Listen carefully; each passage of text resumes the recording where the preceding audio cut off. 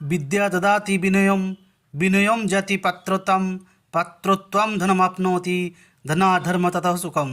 अर्थात विद्या मनुष्य को विनय शिक्षा प्रदान करिथाए।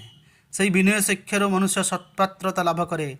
से समस्त पाखे बसीपे, समस्त सहित मिशिपे, समस्त सहित भलसे कथा पारे, सुविचार कुविचार से जानीपे। पात्रत्वम धनमाप्नोति एवं यह द्वारा से विद्या द्वारा से धन लाभ करिथाए एवं से धनरू से धर्म करिथाए, दान करिथाए, दया करिथाए, गरीबों को लोकों को दुख बुझाए एवं धनाधर्म ततः सुखम एवं एथुरु से प्रकृत सुख शांति पाइथाए। विद्या अध्ययन करने कौन से बयसर आवश्यक न थाए। विद्या अध्ययन करने आपण केबे हेले निजक कुंठाबोध करंतु नाही।